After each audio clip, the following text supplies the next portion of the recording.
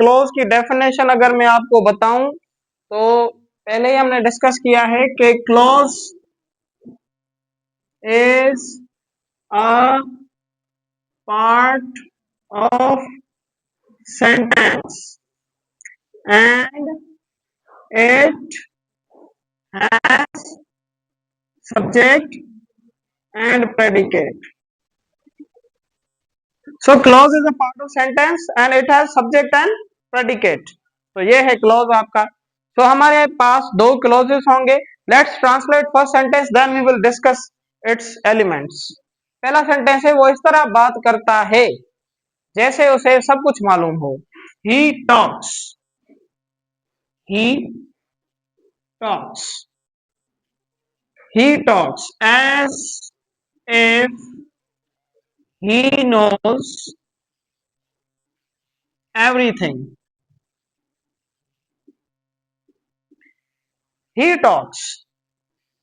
He talks. वो बात करता है as if जैसे he knows everything जैसे उसे सब पता हो.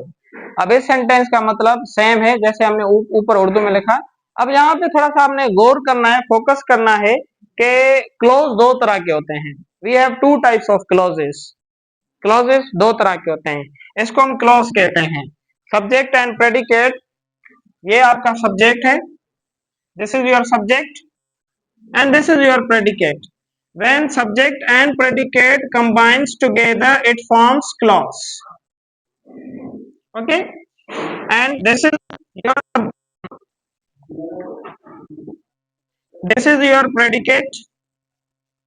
When subject and predicate combines together, they form clause. So here we have clause number 1 and this is clause number 2. अब इनमें से जो है एक इंडिपेंडेंट क्लॉज है, दूसरा डिपेंडेंट क्लॉज है. एक होता है इंडिपेंडेंट क्लॉज. इंडिपेंडेंट क्लॉज हम उस क्लॉज को कहते हैं जो फुल मीनिंग दे. एक होता है डिपेंडेंट क्लॉज. डिपेंडेंट क्लॉज उसको हम कहते हैं जो पूरी माना ना दे. और दूसरा होता है इंडिपेंडेंट क्लॉज जो फुल मीनिंग दे. ऑलराइट, अब हम मूव करते हैं आगे और इसको हम अच्छे से समझते हैं कि इसमें से इंडिपेंडेंट और डिपेंडेंट कौन सा है. ही टॉक्स ये डिपेंडेंट क्लॉज है. ये कौन सा क्लॉज है? Dependent clause. डिपेंडेंट क्लॉज उस क्लॉज को हम कहते हैं जो पूरी माना ना दे. ही टॉक्स वो बात करता है. अब इसका आगे वाला क्लॉज नहीं होगा तो this clause will remain means less meaningful, incomplete meaning देगा, आधी माना देगा. As if he knows everything. तो ये आपका इंडिपेंडेंट क्लॉज है. ठीक है, तो एक डिपेंडेंट क्लॉज, दूसरा इंडिपेंडेंट क्लॉज, इन दोनों को मिला के हमारा क्या बनेगा? ये एक सेंटेंस बनेगा. आगे चल के हम सेंटेंस टाइप स्ट्रक्चर पढ़ेंगे तो उसमें simple, compound, complex and compound complex sentence पढ़ेंगे तो उसमें आपको पता चल जाएगा कि डिपेंडेंट क्लॉज कहां पे यूज करना है, इंडिपेंडेंट क्लॉज कहां पे यूज करना है. फिलहाल हमने सीखना है एज इफ का यूजेज. एज इफ मींस जैसे. अब सेकंड सेंटेंस है उसने मुझे इस तरह देखा जैसे वो नाराज हो. सेकंड सेंटेंस उसने मुझे इस तरह देखा. He saw me. उसने मुझे इस तरह देखा. As if he is angry with me.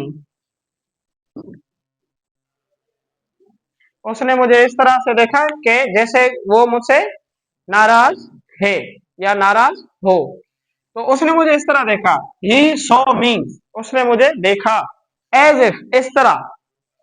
He is angry with मी जैसे वो मुझसे नाराज हो.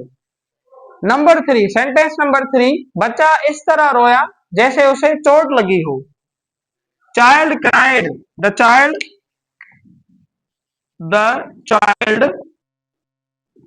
बच्चे को कहते हैं. The child cried. Cried means रोया. द चाइल्ड क्राइड बच्चा रोया. एज इफ इस तरह से. एज इफ जैसे उसे चोट लगी हो. As if he got hurt.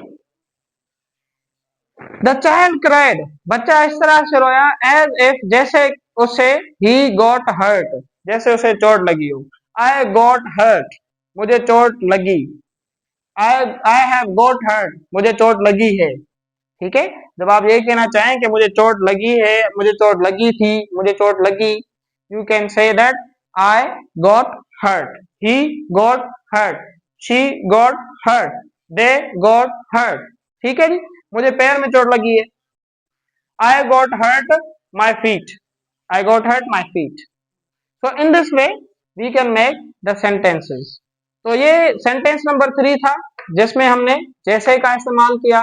अब यही इसकी जगह पे लाइक या एज दो का भी हम इस्तेमाल कर सकते हैं। एज इफ की जगह पे, एज इफ जो है कौन सा पार्ट ऑफ स्पीच है? कंजक्शन है, और कंजक्शन का काम है दो क्लोजेस को ज्वाइन करना। क्लोज क्या होता है? Close is a part of sentence, clause sentence का हिस्सा होता है, and it has subject and predicate. Close के अंदर क्या क्या होता है? सब्जेक्ट भी होता है, प्रेडिकेट भी होता है। This is our subject, this is our predicate, और इसको मिला के क्लोज बनता है। This is our subject, this is our predicate, and when we combine them it forms what? Clause. Have you understood? थोड़ा सा this sentence seems to be little bit difficult, but when you try to make the sentences yourself, you will understand it very carefully. So therefore I will pen down 2 to 3 sentences in Urdu, then you will write its translation yourself. Okay, बन गया।